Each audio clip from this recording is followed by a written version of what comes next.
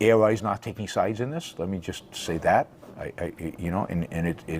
Again, I and ARI view this as a private issue between father and daughter, and I'm going to leave it at that for now. Welcome to the Ayn Rand Fan Club. I'm Scott Schiff along with William Swig. William, how are you today? I'm doing well. How are you? I'm good. Well, we've got a controversial subject today. We are going to upset a lot of people for sure.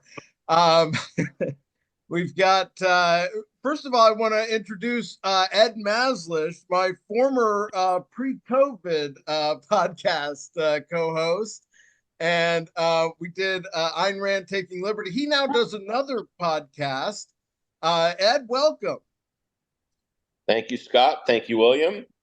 And you do the Liberty Block. We'll ask you about that a little later on in the show, but you're, an attorney, well-known in the objectivist community for your legal opinions on various issues. And we look forward to getting your take on this case. Okay. Happy to be here. Great. Well, we're glad to have you. So, basically what happened in August of this year was a Facebook group called Protecting Leonard Peikoff went up, and they produced a letter from Leonard talking about his daughter trying to force him into a conservancy. And so what I thought we'd do is maybe start with the letter, talk about that, and, just get, Ed's take on what some of the potential legal issues are going forward, what's the best path forward. And we've got some clips from over the years that I think may provide some good context. So, William, I know, did you want to talk about the letter? Sure. I just want to make a few brief comments in the beginning here.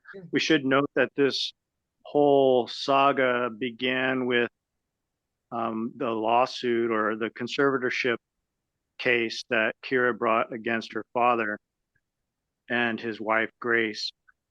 And so I think there's been some legal things going on in the background. And then we got the letter from Leonard.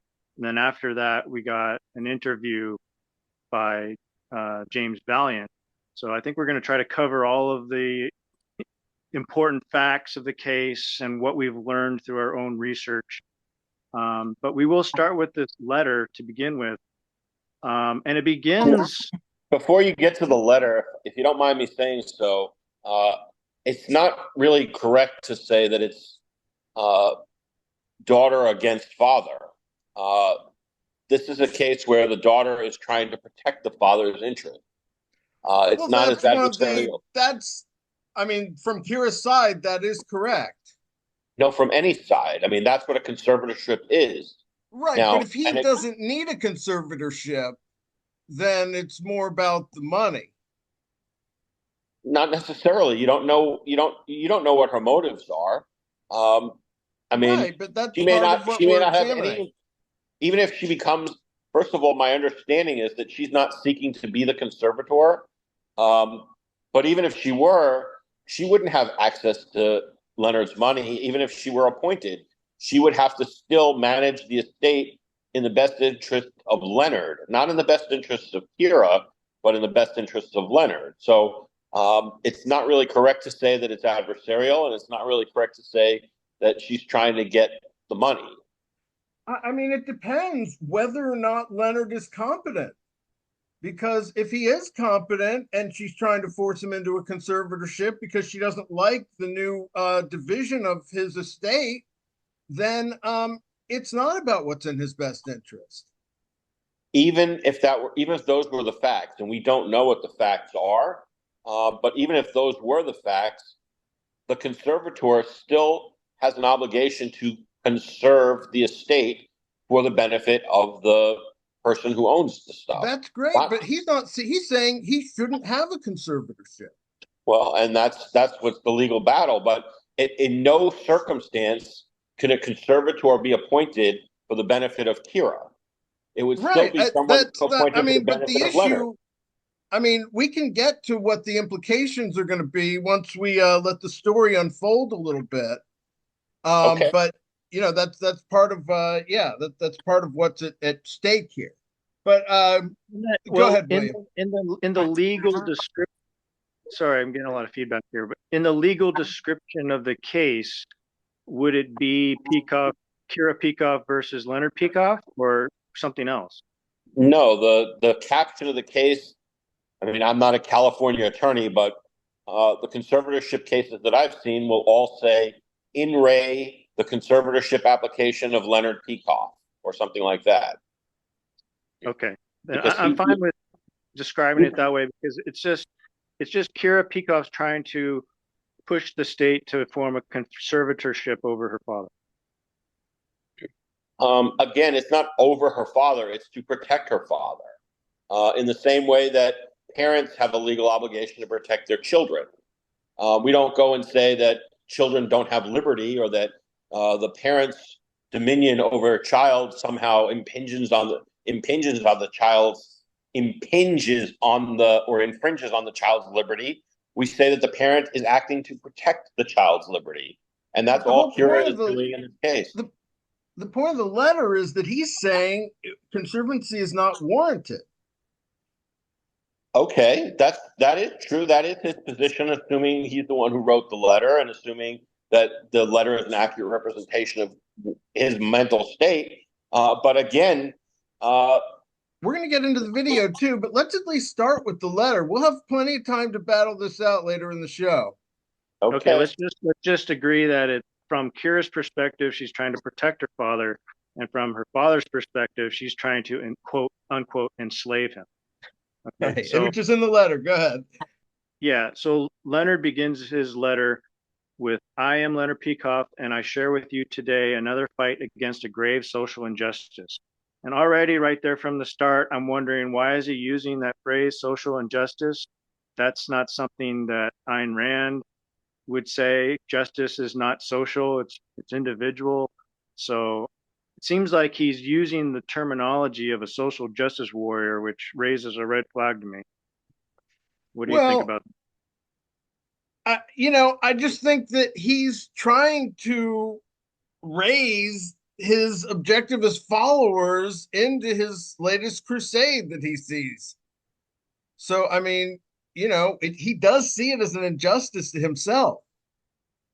I know, but he's not a social body. I mean, it's a weird phrase for him to be using, and it conjures up this idea of a social justice warrior. Yeah, I mean, that's fine. I don't think he's moved left, but go ahead. I mean, if I can interject, to me, in a free society, people are allowed to submit claims, honest claims, to a tribunal for disposition in accordance with due process. We don't just take Kira's word for it, and we shouldn't just take Leonard's word for it. The fact that Leonard believes it's a grave injustice or grave social injustice is not proof that it is. That's just his position, and due process is required in order for us to figure out what the actual facts are. I don't even necessarily, some of this goes back to lawfare and Trump. I don't necessarily trust a judge to come up with the right information. To some extent, I think the law is biased towards family, and in a way that Peikoff doesn't understand. That it's not really objectivism. Thinks of family as almost a tribe, but it seems like a lot of people in the movement have rallied around Kira. I think in this type of law, in this type of situation, that's the whole point of conservatorship laws. It should be biased in favor of the family.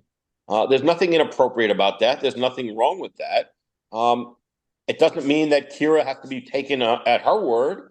It doesn't mean that every application for conservatorship should be granted.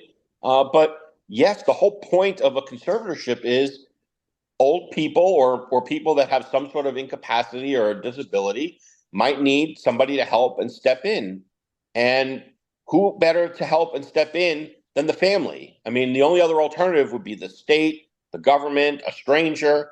I mean, it shouldn't. The only reasonable person to make a conservatorship application would be a family member. So, of course, the laws are going to be somewhat biased towards family. I mean, the alternative would be either having some stranger do it, the state do it, or just anarchy, where there is no, anarchy in the sense of no law and there's no protection for an old person that begins losing its faculties.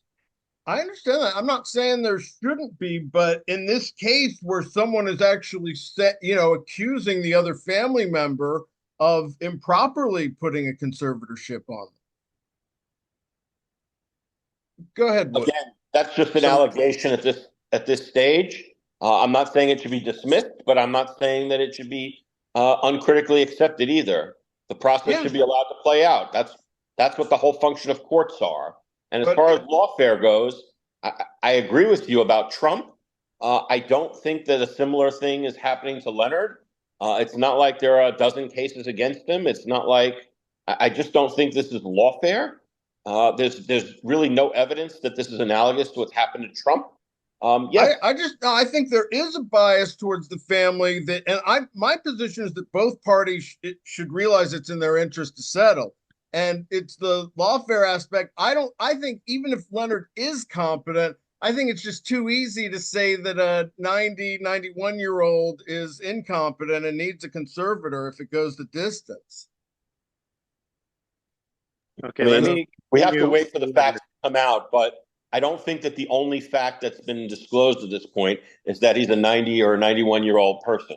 There are other facts that do at least give rise to some reasonable inference that a conservatorship may be appropriate. I'm not saying that it is appropriate, but I think there are more facts than just his age that show that maybe this is an appropriate application. Yeah, and we've got video of him talking, so we'll get to that as well. I want to get to those facts, so let's continue with the letter. Because I think even his letter shows, provides some of the evidence that there's an issue with his mental competency. Is one of the things he does is I think he overblows the case against him. He's trying to turn this conservatorship into some social crusade against the welfare state. And I think that's an inappropriate and perhaps even irrational argument to make. So one of the things he says is that if if she wins her petition, then that will obliterate all of his rights as an American citizen. And I think that's obvious hyperbole, and it's not very sound. It's not very sound rhetoric. And he's pretty much implying that he's going to be a slave. And he uses the word that he says that she's trying to enslave him. Her desire is to enslave him. And that he's not going to lose all of his rights under a conservatorship, number one. And number two, he's implying like the worst possible motive on his daughter's part. I would just say in his defense, he's always been like that. He was like that when he was, talking about how evil David Kelly was and how we needed a purge. And it's kind of a backhanded compliment, but this is a personality trait that's always been there. When he was fighting the Library of Congress over the Fountainhead page, he tries to turn it into a moral battle. Well, we didn't have the issue of conservatorship here. He's trying to, conduct some campaign against this idea of conservatorship, which I think is at least partly valid. I mean, there's a reason for it. And I think there is an actual need for it when you're talking about people who are mentally incapacitated or mentally losing their mind or, in some way don't have all their mental functions. Yeah, I agree. We just, there has to be a process. I mean, and again, I think a lot of this is going to come out when we play the video of the interview with Valliant. I just want to say that I agree with everything that William has just been saying. I think there is a place for conservatorship laws. I think that Leonard's letter does reek of hyperbole. and I don't think that he's being enslaved. As I noted earlier, even if a conservator is appointed, that conservator still is required to act in Leonard's best interest, not in anybody else's best interest. The analogy is, to children, because this is a family matter. I don't think that a child is enslaved to the child's parents, even though the parents have dominion. We have an artificial age of 18 or 21 when a child becomes an adult. We don't have a similar bright line cutoff date for when an adult loses his capacity to be an adult and becomes more like a child again. That's why we have a conservatorship, or one of the reasons why, because we need a court proceeding to take evidence and to look at each case on an individual, particular basis, see what the facts are, and determine, should this person remain an independent, sovereign person, or should this person have somebody appointed by the court to look out for that person's interests? And that's completely appropriate, and that's what I think is going on here. Well, it just, the facts are, we're going to play some of the clips of what they're talking about, and it either is what's happening, or he got mad when she tried using a conservatorship because he still feels he's competent. So one of the other things in the letter that I want to point out is that I believe he's evading important facts about the case, and he didn't provide, these facts. And there's a concept of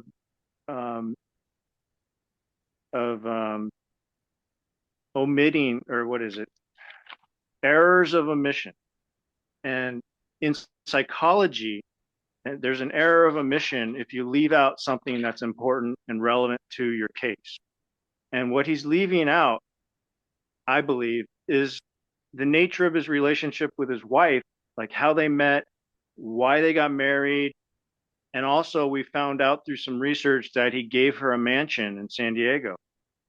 And he did this before they got married. He bought it with her, and then he transferred it to her. So she's the sole owner now. And it's a $3.7 million mansion. It's a lot of money. And, Exactly. The question, it's about the money. The question arises, was he paying a salary to his caregiver when he gave her this gift of a mansion? And because that could be what's called presumptive fraud, I understand.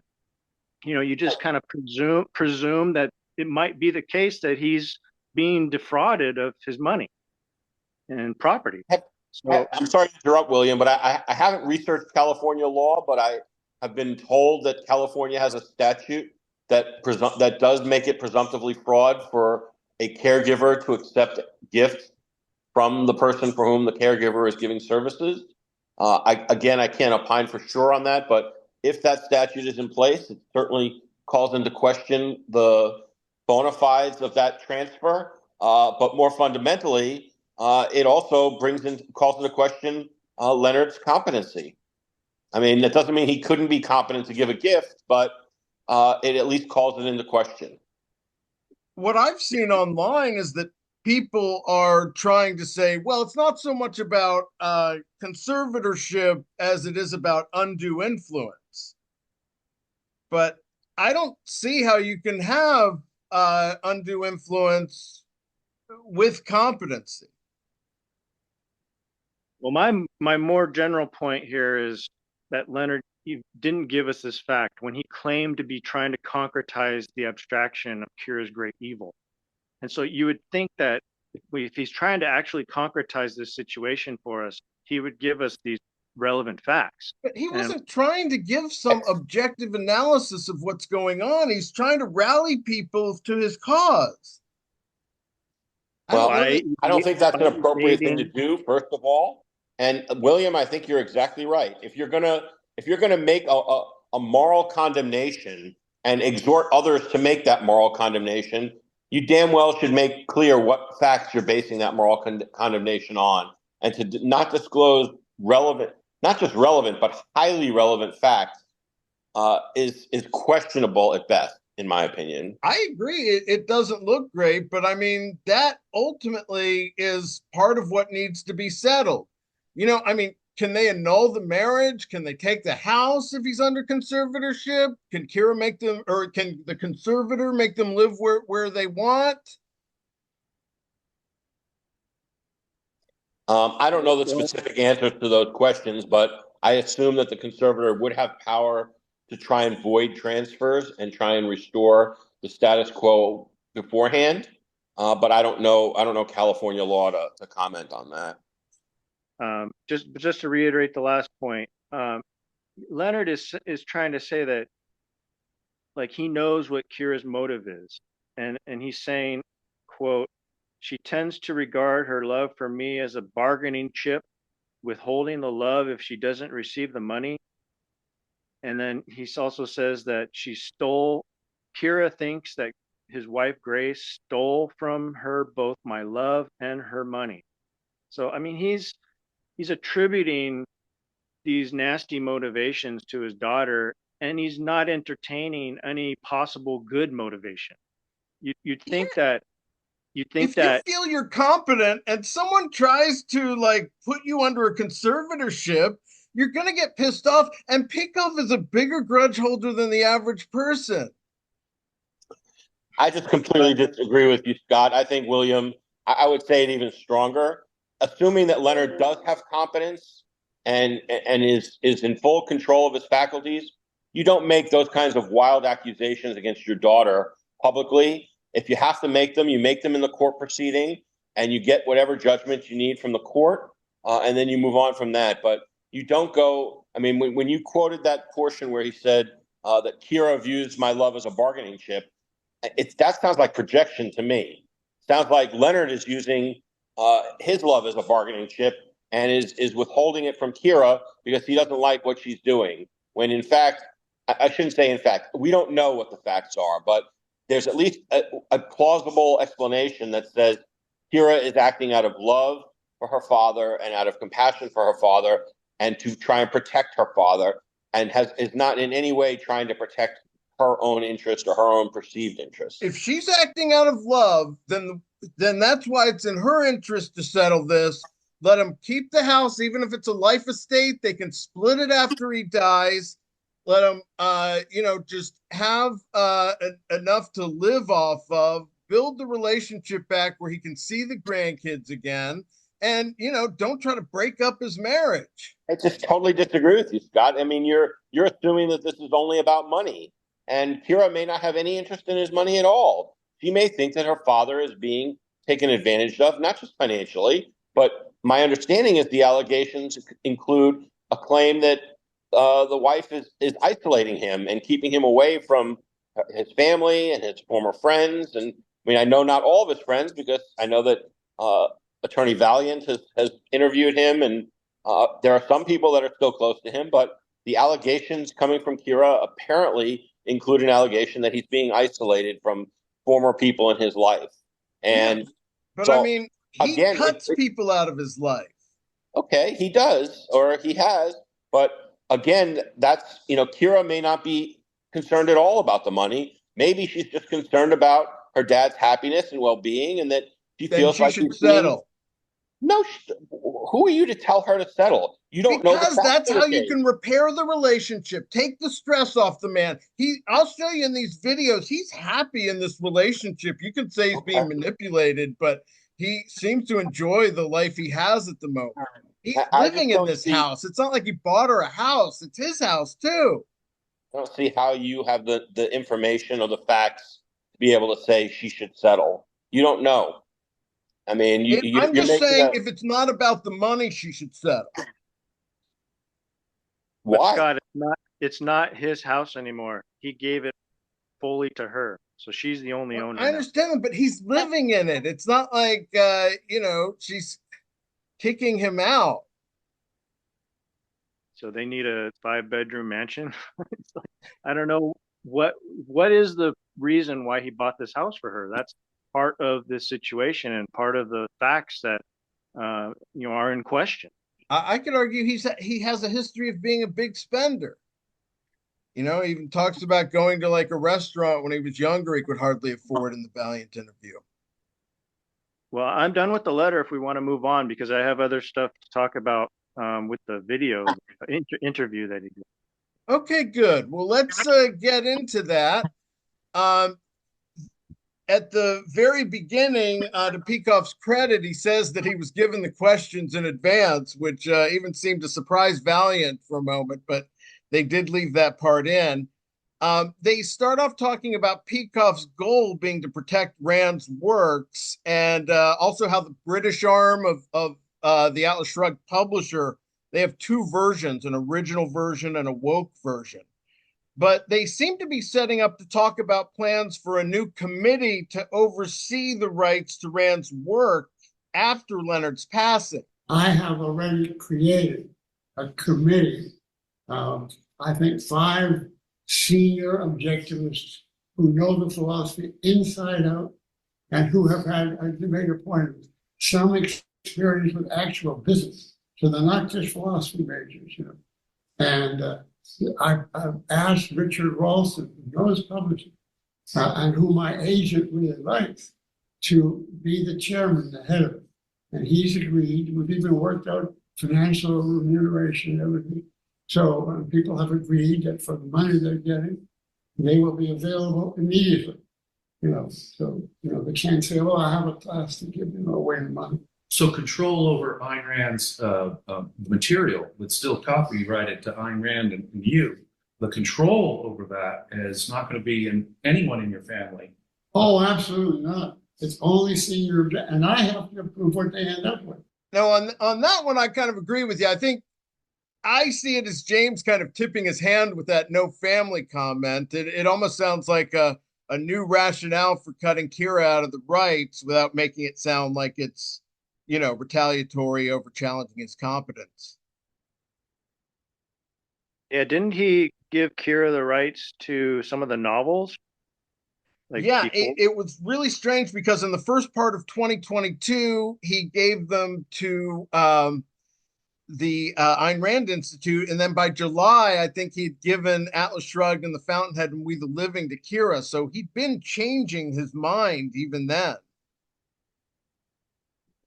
Yeah, so we don't really know because we haven't read his will. So we don't really know which rights are going to whom. Right. Well, he later talks about meeting Grace because they hired her as a nurse when he was falling some around 2020. Peikoff talks about meeting Grace for the first time, which in some ways gets to the heart of the matter. So we would meet in front of my house. So I went down on the boulevard waiting for her. It wasn't very long. And then I saw a woman coming toward me. And I thought to myself, nurse can't possibly look like that. Wow. Just went off my mind. Is she a nurse? That beautiful that hair and the framing of her face cascading down. Beautiful figure and such gorgeous, features, and her smile, and it did put me in another world. Yeah. So I fell for her right away. I never believed in love at first time, and I wouldn't say it was love in the deepest sense because I didn't know her, but it was love in the sense that I would want to live with that face as long as I lived. Well, what strikes me about that one is that he has this sort of childish puppy love view of the relationship, like love at first. He never believed in love at first sight, but he kind of does now. And he's a 90-year-old man. You'd think that he would grow out of that idea of love. And he reduces her basically to a face, her pretty face. I'd want to live with that face forever. Well, they do talk about getting to know each other through games, and she was into Viennese opera with him. Well, to me, he sounds like a lonely, horny old man, So he just wants this person around. He probably wants female companionship. So, maybe that does not speak to competence. Well, it's a fact of getting older. Maybe you need to buy a woman a mansion in order to get her to marry. Well, on top of that, it goes back to the statute on caregivers that we alluded to earlier, but we don't have in front of us, and I haven't read. The caregiver, regardless of what the statute says, on some level, the caregiver is in a fiduciary relationship with the person that she's caring for. And I don't know what the statute says, but by fiduciary relationship, I mean a special relationship of trust. And I just don't think that a person in that situation should accept the overtures of that person, of a 90-year-old man, even if those overtures are sincere and honest and genuine and of a person who's competent. It's it's kind of like listening to Leonard. It's almost like he's a if a 15-year-old high school student said, I chased the 25-year-old teacher until the teacher said yes, we would have no problem saying, well, it was the burden on the teacher to say no. I'm your teacher, and I'm in a fiduciary role, and I just can't have a dating romantic relationship with you. Wait until I'm no longer your teacher, and then we can talk about it. And that's really what I mean. I don't know what the statute says, but Leonard's bringing up a moral point. I mean, the moral point to me is she should have said no. And I know he apparently says that she did say no for a while, but however many times she said no, she finally did say yes. And we don't know what her status was, if she was even still working in the industry by the time she married him. Well, number one, I've said from the outset of this interview, we don't know the facts, and that's the whole purpose of the court proceeding. But there are a finite number of things. I don't agree with this idea that we can't know anything. Well, but why don't we know anything? Because Leonard hasn't disclosed it. If Leonard wants to battle this out in the court of public opinion, the burden is on him to disclose all the relevant facts so that we can make our decision. I mean, you can't disclose selective facts that are beneficial to you and not disclose the facts that harm your case, and then expect everybody to make a fully informed and rational judgment. I mean, that's just, insofar as he's doing that, that speaks to a lack of competence, at least on the most generous level. I mean, it could be. I mean, it's not like he was ever, I think he was unfair with Kelly 40 years ago. So okay. The idea that, at some point it's just a way that he is rather than a competence issue. But he was unfair to Kelly in a negative way. So what we're talking about now is a possibility of someone taking advantage of him, taking his money and taking his money in his will. He bequeathed 50% of his estate to her. So what we're talking about here is a possibility of a fraudulent relationship, and someone who he was trusting to take care of him as a nurse, taking advantage of him. And I guess I don't know the law, but it sounds to me like that's a no-no. And, that's why we're experiencing this, this case in the public. Yeah, I guess we just don't know to what extent Peikoff was encouraging that. But, getting back to the relationship, in this next clip, Peikoff talks, James asks Grace to come in at one point. And this is important because people who've watched the video have mentioned that Leonard seemed reluctant to let her go, revealing a kind of neediness. Grace, I see you here. Why don't you come on in? Yeah, come in. If you could. This is my beautiful wife. Just say hi to the audience. Can you see her over there? I'm not sure anyone can respond. Yeah, let's bring it. They can't speak. Yeah, bring it in just a little bit more, so everyone can see your beautiful face, Grace. Yeah. Hello, everyone. This You, has been a lot of fun. pictures, I'm always shorter than see on the screen.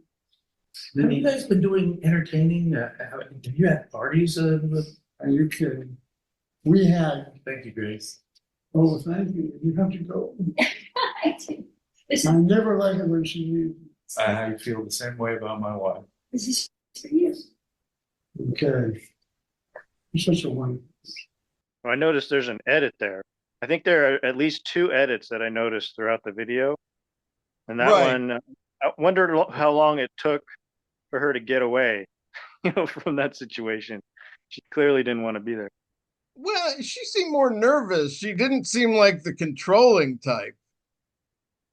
She had somewhere else to go. I just, I mean, I guess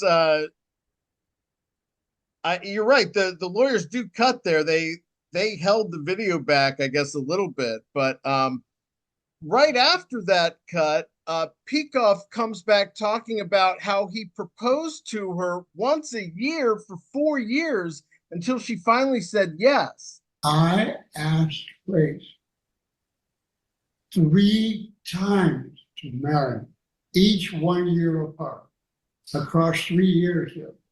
And each time she said no. She didn't say it in the hostile way. It was pleasant, but she was clear, I do not want to marry. And I think I would be offended and so on, but I kept thinking, okay, I understand now, but I want you anyway.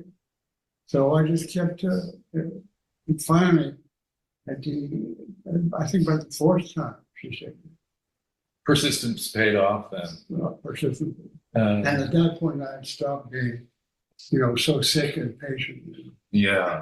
He goes on to talk about how he had pneumonia around that time. Doctors told him he'd never be the same, and that she nursed him back to health. Yeah, well, what I find interesting about that is at what point did he give her the mansion? Because if he had to keep asking her and she would say no, no, no, and then he buys her a mansion and then she says yes, that's also, makes me skeptical about the relationship. It seems like it is about the money and she's trying to get his property. Yeah, I mean, if that's the case, it's going to come out at in trial. But I just he just doesn't look like he's being held hostage there. Held hostage in what way? I mean, we used to have rules in our industry with our clients where you could only spend a certain amount on clients without having to report it. On like sports events, it could only be like $50 or $100. But if you went to the sports event with them, it could be a lot more. And I mean, they're at the event together. Scott, I don't think the allegation is that he's being held hostage. And I think more generally in a conservatorship situation, all you're saying is that the person is taking an action that is otherwise legal and otherwise would be enforceable, but because of the lack of capacity or mental infirmity, the person is not capable of making decisions in exactly the same way that if a 15-year-old signs a contract or tries to get married or do certain adult things, we just don't hold them to that, even though the manifestations are otherwise legal and otherwise sound. But the child's never had the ability to contract. Who did? The child has never had the ability to contract. Well, but the child is progressing towards it. And the whole point is, in a conservatorship case, is every single one of us is progressing to the point where we won't be able to. Maybe it's going to be when you die because you had competence up until the moment before death. But other people die a slower death and they lose their faculties. And we allow for courts to step in and say, no, you can't. You can no longer make contracts on your own. You need basically the equivalent of a parent to bless your contracts, and that's all the conservator would be. Yeah, but I mean, what is it that they can do if they're charging undue influence? Are they going to make him move out of his house? I don't know what they're going to make him do. We don't know the facts. We don't know what Kira wants. We don't know any of these things, and that's why it's really risky to speculate about what's going on. As I've mentioned to you off the air, due process is something that requires process, and the process here is it's not just to take Kira at her word, or Leonard at his word. It's to engage in a process, have a court proceeding, have the facts be brought out, have a judge make a ruling on them, and if necessary, file appeals on it. And you have everything brought out. We can't just make decisions based on on what one side or the other side says as an allegation. It's just not the I way the court. understand that, but I mean, I don't have as much faith in some sort of California conservancy system to be able to know the full context and understand Leonard's character over the years. That's why I think it's in his best interest to settle. Well, I mean, that's just an attack on the whole system as a whole. I mean, if you want to argue for anarchy, I mean, I suppose there's an argument that you could make for It's that, not, but it's not just anarchy, it's what we've observed. And it's also that I told you, you think there, should be a bias towards family. And I understand that, but there is a certain, just in society, we've got where these people that are, the ruling class, they want to get their inheritance too. And so, the system is kind of built for them. And maybe I'm wrong. Maybe he'll get a fair hearing. you're I'm you're, not. you're attacking the legitimacy of the courts as a whole, and I just don't think that's warranted at this point. It's not even as a whole. I just think that in this particular case, certainly there's room to just say, oh, he's 90s, he can't be competent. Hey, Ed, maybe you can give us a better understanding of the standard the courts might use to determine this case. Like, what are some examples of people, older people who've lost some of their mental competency and had to go under a conservatorship? And like, what's objectively the case that you've lost your competency? I mean, there's no bright line test. It's going to be a facts and circumstances test. You're going to the person, the person in Kira's position who's moving for the conservatorship is going to have to demonstrate that the person that she wants to protect is not capable of protecting his own rights. That's the standard. Can Leonard protect his own rights, or is he failing to be able to protect his own rights? And we don't know what the facts are going to show. I mean, there were things in those clips that Scott has played that show competency. There are other things that suggest maybe he's not so competent anymore. And I don't think selective clips are helpful in that sense. I mean, I think in a court proceeding, you'd be required to play, a lengthy portion of the testimony and or the interview, and you'd have to have him testify on the stand where it's not necessarily rehearsed and it can't be edited. He'd have to give testimony and show, does he know what's going on around him, and is he able to protect his own rights? I mean, that's Well, really he did standard. so at least from a temporary basis. Well, one of the criticisms of the video is that he got the questions in advance. It wasn't an impromptu conversation. He knew he had a time to plan his questions, and so you'd imagine that in a court hearing they wouldn't give him the questions in advance. Well, certainly not the cross-examination questions. And on top of that, William, as you noted, I mean, I didn't notice that it was a little hard for me to see and hear, but you noticed that the clip itself was edited. And of course, if it's edited, it's going to be it's not a true reflection of what his capacity is. I mean, that's why you do live testimony. Yeah, his lawyers were trying to show him in the best possible light, and they even went through and edited. We know it got delayed, but I do want to talk about some of what Kira's written and said. Just to present a little of the other side and look at that. She said on a social media post, "The last few weeks have been hell for me. I wish more people would have the simple decency to stay out of a private matter, let the courts do their job. And thank you to those who have expressed reservations about snap judging a matter they cannot possibly understand, especially when so many of the facts presented are false. I deeply miss my father, the man who unconditionally loved me for 38 years. Not a day goes by without the heavy pain I now carry in my heart. I dream of him often, and it's always the way he used to be. The loving, steadfast, and kind father I knew, not the man who has now become unrecognizable. My children ask to see their grandpa one last time, and I cannot give them that. We are all gutted."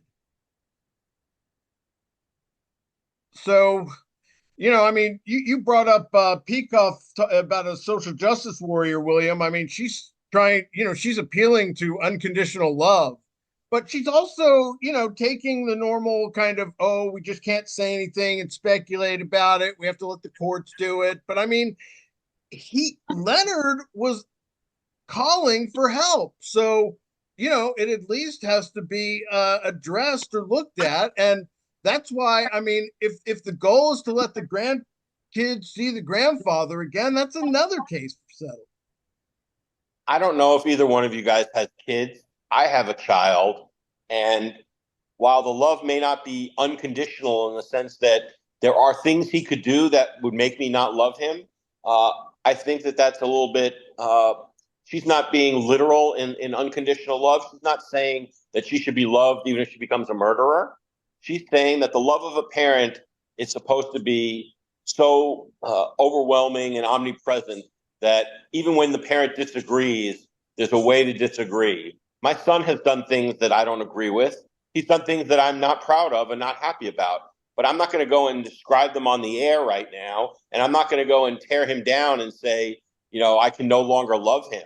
I mean, to me, a parent who does that is I'll just say that to me, that's at least one piece of evidence that Leonard is maybe not fully competent or in need of a conservator. I'm not saying For any that other person, I might agree with you, but I see it as more the way he's always been. Okay, that's fair. I mean, yes, he has, and on a certain level, this is just yet one in a long line of situations of objectivist adults that are acting like children throwing tantrums because they don't get their way, and I think that Leonard should step back and he should not be attacking his daughter the way he has, even if he sincerely believes those things. You don't do that to your child. Certainly not when, as William mentioned earlier, when there's some possible good explanation behind it. And to just throw your daughter under the bus like that, I don't want to say it's unforgivable to me, but it's a really dark mark in my view. As a parent, I would never do that to my son. My son is my world. He's a beautiful child and a smart kid, and whatever mistakes he's made, they can't ever make me not love him and make me think I don't want him in my life, and I don't want to see his children. Or it just in this case, it's like he thinks he's competent. She's trying to take away his independence, so he feels thrown under the bus. Okay, I mean, I think that he has a misapprehension of what conservatorship laws are. Then, well, yeah, I agree with Ed here. I think Leonard's gone way overboard. He's crossed the line, and in fact, I find his letter to be grotesque in many ways. And I just think that to address Kira, she is wanting to make this private, or she wants to keep it as private as possible in the court system. But the problem is she brought it to a court. So it's going to become public. And now Leonard's making it even more public by doing the letter and the interview. And so I think both sides. Sorry, you're right, William. Isn't the fact that Leonard is making it public and calling for help, doesn't that undercut his whole case that he's competent and able to make good decisions? I mean, why does he need help? Why can't he just litigate his own case? Why does he need people to fund his case? I mean, William, if he gave away all of his money, that in itself shows a mental defect. I mean, I've counseled people as a lawyer on estate planning, and I've talked to them about you can't give away all of your estate unless you have 100% confidence that you're not going to need it. And it just, to me, as a lawyer, if I hear that somebody has so given away their estate that they can't fund a $20,000 or $30,000 conservatorship case, when he's had millions of dollars and gave a $3.7 million mansion to one of the central people in the case, that speaks to me to his level of competence. You don't give away all your wealth and make yourself destitute, and then turn around and say I need help and say, "Well, I'm fully competent." I mean, I'm not sure the GoFundMe case is so much about money as raising awareness. But Why? the fact is, Why is it anybody's business? The fact is, he's Valiant allowing. did the he's GoFundMe. allowing that. William, go Why ahead. is it anybody's business, Scott? Why does Leonard need the sanction of all of the followers to attack his daughter? Why? Why isn't it enough to just win the case? Because on one level it works, because now, you know, she's saying her life has been hell. That's what he wanted. From his perspective, he got married, told Kira about it, and she didn't come back and say, all right, we need to stop your spending from here. She went and did an emergency conservatorship. Look, this is a guy who has enough money to go gambling with his wife in San Diego and give her these enormous gifts worth millions of dollars. And he can't afford his attorney fees now. I agree with Ed. This is a problem. It's a sign of something very wrong going on here. He may not even need that GoFundMe money just because James set it up. Well, then why didn't he say it to James during that interview? I don't need the money. It's not about the money. It's about my freedom. Stop the GoFundMe. You know, he probably likes the attention. I'm just saying that that particular thing that, yes, and I think he has been financially irresponsible. I will grant you that, but I think he's always had the luxury of doing that because he was Ayn Rand's heir, and money was never an issue for him. I want to go back to Leonard's 2020 birthday because Kira was actually there, and she did make a couple of comments I thought were worth playing. My dad has always been kind to a fault. As a kid, I basically got whatever I wanted. Grew up a little bit spoiled, although hopefully I'm not today, but I will admit I did have everything I could have ever wanted growing up, every lesson, every trip, every thing I wanted. When he would try to discipline me, there's a famous story where one time he yelled at me for doing something and I just left because he's such a softie. He was never really the disciplinarian.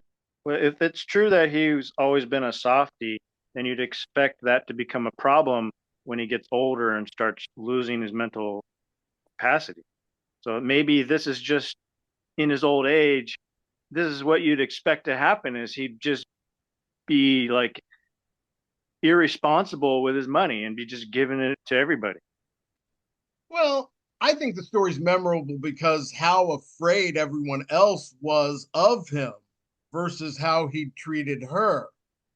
And, her laughing at him and, conceding she'd been spoiled. I think there's at least some indication that to the extent that it's not about the money, it's at least a little bit of maybe a personal power play between them. Personal power play? How can you say personal power play? What evidence is there that she wants to run his life? That she doesn't want to settle. What are you talking about that she doesn't want to settle? Why would you settle? Why would she settle if she thinks that her dad is losing it? She loves her dad and wants to protect him. This is not about settlement. It's about protecting him from her perspective. It's not, if it's about protecting him, then work out some deals where he can't spend any more money, but let him live his life. Why are you stop focused trying on money? to annul the marriage. Why are you focused on money? It's also about people being isolated from his life, him not being able to see old friends. It has so much more to do than money. That allegation was shot down in the video where he was talking about them having parties and, he actually, and this gets into the next video, but Peikoff was very moved by everything Kira said, and he actually makes a reference to feeling forgotten. I don't know why I'm so emotional, but it was very nice to listen to you all. I kind of feel at this age, I've been forgotten and I'm in another world and people don't even know that I'm not dead yet. So it's nice to hear something like this and hear all the things you said. Now, I did have a few. Do you still want me to go on? Even in my broken state? I didn't expect this. Kira threw me off by being so nice. So my contention is that by 2020, and this is the same year he meets Grace, that he kind of feels abandoned and that people have forgotten he's still alive. I don't know. It seems like he's a little needy or lonely, and that's bothering him. But you might expect from an old man who's deteriorating and on his last legs. I mean, I guess competent. I think his family is halfway across the country, right? Or he's on the West Coast, they're on the East Coast. Right. I think Scott raises a good point. I think that's a valid point in Leonard's favor. I'm not on either person's side in this case. I don't think we have enough facts, but certainly that fact and others like it would be something that I would expect Leonard and his legal team to bring into the court and bring out in testimony. And maybe Leonard is competent. Maybe he was already lonely. Maybe Grace didn't do anything to isolate him. Those are all certainly possibilities. I don't think we can definitively say one way or the other. All we can say is these are contested facts, and we need to have due process applied to these proceedings so that the facts can be brought out in a reasonable legal manner and have a court adjudicate them based on what the testimony becomes. Maybe Leonard is going to prevail. We don't know, but Scott, that's a legitimate point. It's a reasonable point, but just because you have 1 point doesn't mean that the whole case turns on that 1 point. I'm basing it as much on what I saw the video of him with her. I mean, he seems to be genuinely happy. I can't see like throwing her in jail for fraud as a result of this. Well, you mentioned an interesting point to me off the air or whatever you call it, off the internet. You're saying how do you determine when, it's just someone's personality type that, drives them to do certain things versus they're being taken advantage of by a con artist, because it might be the case. And this is something I think might be actually true, is that Leonard's fully capable, fully rational, and in control of his faculties, but he's very lonely and he wanted a girl and he liked Grace. And so he did everything he had to do to get her to marry him. And, that's perfectly reasonable. He's got the money, he's got the property, he can do with it what he wants to get what he wants. So we're just looking at a value for value exchange here. And it's not even a question of what Grace is trying to do. It's just she's accepting the gifts and providing value. So it doesn't matter if she loves him or not.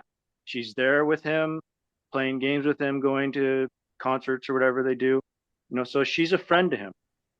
I think that we don't know, and I'm speculating a little bit, but my guess is that the facts are going to come out and neither side is going to be 100% right. I don't think that Leonard is completely incompetent. I don't think that Grace is a vulture who is trying to take him over and hold him hostage or whatever other analogy you want to say. But on the other hand, I think that Kira probably also has a point that that her dad is diminished in capacity. Whether there's enough capacity left that he should be able to manage his own affairs and enter contracts and make gifts and do all the other things that a competent adult can do is an open question. I think there's going to be evidence on both sides of that question. I don't think there's a definitive answer, even though ultimately you need a definitive, yes, we get a conservator, no, we don't appoint a conservator. But the facts are probably somewhere in the middle. And, all the hyperbole is to me, not just distracting, but suggestive that you're not analyzing the case in a proper way. And I understand as an advocate, you do push your own side, and you don't try and make it a fair and objective assessment. That's for the judge. But I just think that document. Huh? It's a sales document. What's a sales document? You're trying to sell your side. You're not versus objective analysis. Correct. It's up to the judge to make a more objective analysis. As an advocate, you want to put the best facts that show your clients in the best light, and that's what Leonard is trying to do. And I'm sure that obviously He's not a vegetable. He's obviously capable of doing some things. I mean, it's, going back to the child analogy. I mean, he's probably like a somewhere 15, 16, 17, maybe 18-year-old kid. I mean, maybe he's got enough capacity to make legally binding decisions, but maybe he doesn't. I don't know. And I think that's why we have a court system.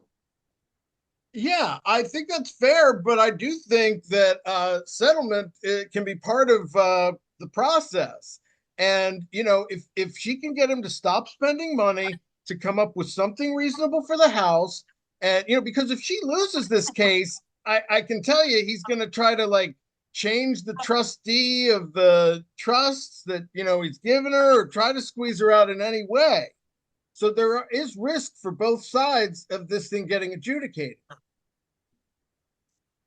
To me, if I were the child, if I were Kira, I mean, to me, the risk is only, is my dad going to be okay? And, ultimately he's 90 or 91 years old. Regardless of what happens, Kira knows he's not going to live much longer, but she's only 38. She's going to live another 50 years maybe. And she's got to be the one who lives with, did I do everything I could to protect my dad? And she's the one who's got to deal with that. Not you, not me, not Leonard, not Grace, not anybody. And, having had some difficulties with my own parental units, I understand completely the need to be able to say after they're gone, I did everything I could to make their life and to make my relationship with them the best that I could do. And, maybe that's all she's doing. And I know that if it were me and that were what I was thinking, I couldn't settle, not because I'm trying to get anything from my dad, but because I know I'm going to live another 50 years and I can't live with myself knowing that I let my dad go and I didn't protect him the best that I could. It becomes a very fine line between protecting him and protecting the inheritance of my kids. Don't you think this boils down to what is Leonard's self-interest? Like, what is objectively good for Leonard? And if it is the fact that what's good for him is that he's not lonely and that he's happy in his old age, and if this is what it takes to achieve those values, then who's to say he's incompetent? I mean, this is what he's doing in order to be happy. Yeah, and that's what I think it gets back to objectivism's view of selfishness versus society's view of selfishness.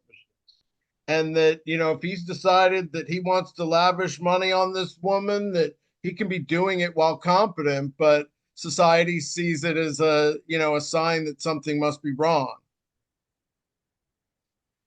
So I do have this last clip from Yaron when he was asked about the case, where the opening teaser came from, about ARI not taking a side. I mean, I really do think this is a private dispute. I really do want to stay publicly out of it. I'd appreciate if you guys would respect that. But also, I will say this. Too many people are jumping to conclusions based on non-existent, on information they don't have. Too many people are becoming accusatory and nasty towards people when they don't have full information. And you don't have full information. So I would just suggest everybody calm down, let this get resolved by the parties involved, and just lay off the social media and the nastiness of social media. I'm hopeful that his talk about the two parties hashing it out meant more of a settlement. Well, he sounds like he's criticizing Leonard himself, who went to social media and is begging for money for his legal fund and asking people to take a side in this grand campaign of his. So, first of all, I don't like the way he talks in these loose abstractions, or, oh, you need full information. Nobody ever has full information.